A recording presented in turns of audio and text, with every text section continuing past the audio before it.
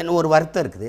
இவ்வளவு பேசிய மகன்களுக்கு, இவ்வளவு போராடிய பிள்ளைகளுக்கு, இவ்வளவு உண்மை நேர்மையுமா, இவ்வளவு மாற்று அரசியலை, தூய அரசியலை எடுத்து வைக்கிற பிள்ளைகளுக்கு நீங்கள் இன்னொரு 10 லட்சத்தை வாக்கை போட்டு விழுக்காடை கொடுத்துருக்கூடாதா அப்படின்னு ஒரு வருத்தம் இருக்குது. அவ்வளோதான்.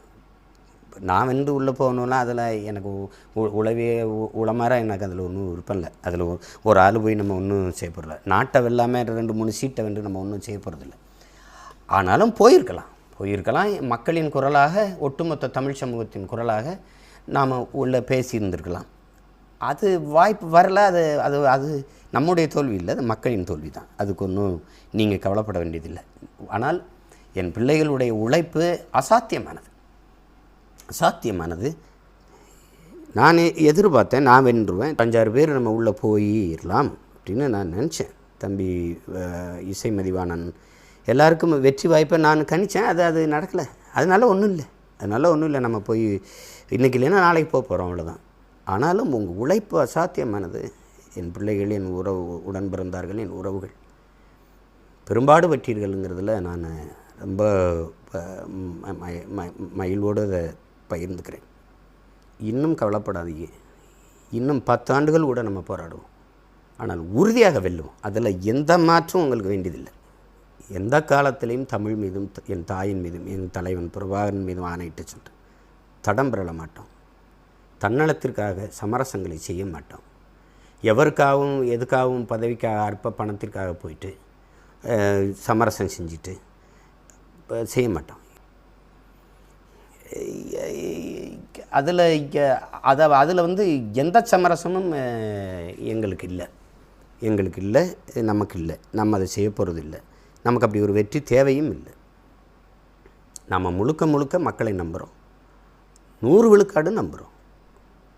மக்கள் நம்மளை நம்புகிற வரை ஐயா குணங்குடி கனிபா அவர்கள் வந்து அவர் விடுதலைக்காக நான் போராடினேன். அவர் விடுதலை பெற்று வந்த பிறகு என்னை வீட்டில் வந்து சந்தித்து ஒரு வார்த்தை சொன்னாங்க, மக்களை நம்பி நில்லுங்க, மக்கள் நம்பும்படி நில்லுங்க. இந்த வார்த்தை எனக்கு சொன்னாங்க. இன்னும் என் காதுகளில் கேட்குது. மக்களை நம்பி நில்லுங்க, மக்கள் நம்பும்படி நில்லுங்க.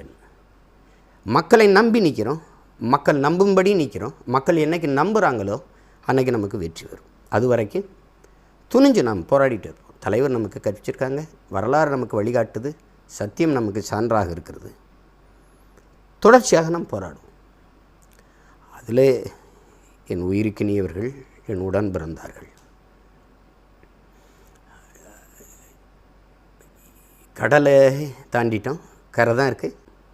புரட்சியாளர் அண்ணல் அம்பேத்கர் சொல்கிறார் பாருங்க, நீ எந்த நோக்கத்தை கொண்டிருக்கிறியோ அதில் அசைக்க முடியாத நம்பிக்கை கொண்டு இருடாங்கிற.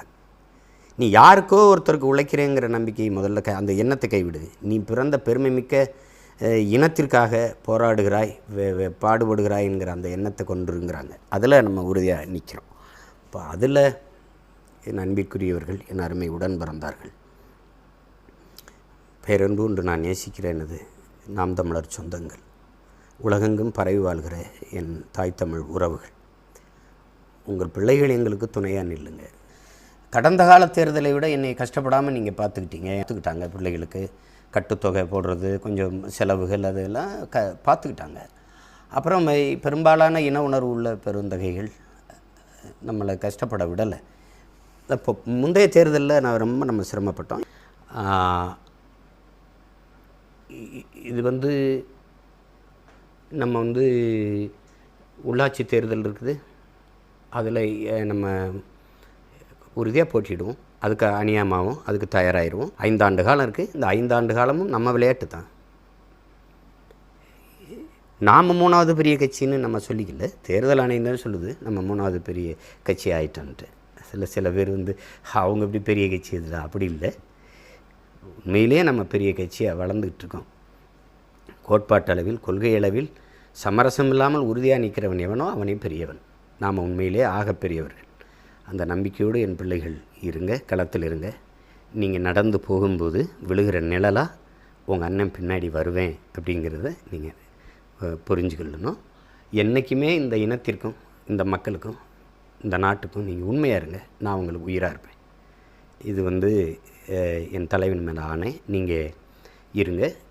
உறுதியாக வெல்லுவோம். தொடர்ச்சியாக நம்ம போராடி வென்று முடிப்போம். உலகெங்கும் பரவி வாழ்கிற என் தாய் தமிழ் உறவுகள், எங்களை ஆதரித்தவர்கள், ஆதரிக்காதவர்கள், எதிர்த்தவர்கள், விமர்சிக்கிறவர்கள், விமர்சித்து கொண்டிருப்பவர்கள் அனைவருக்கும் என்னுடைய வாழ்த்துக்களும் நன்றியும். இனி வரும் காலங்களில் உங்கள் பிள்ளைகள் எங்களை நாங்களே செதுக்கி கொண்டு இன்னும் சிறப்பாக, இன்னும் மேம்பட்டு களத்திலே செயல்படுவோம் என்கிற உறுதியை உங்களுக்கு இந்த நாளில் தருகிறேன். 10 ஆண்டுகளில் எளிய பிள்ளைகள் நாம் தமிழர் நிலத்தில் ஏற்படுத்திய அரசியல் தாக்கத்தை எந்த அரசியல் இயக்கமும் செஞ்சதில்லை. அதில் உங்களுக்கு மாற்று கருத்து இருக்க முடியாது. சிறுக சிறுக நம்ம வளர்ந்து வந்தாலும் வளர்ந்து கொண்டிருக்கிறோம். அதை யாரும் மறுக்க இயலாது.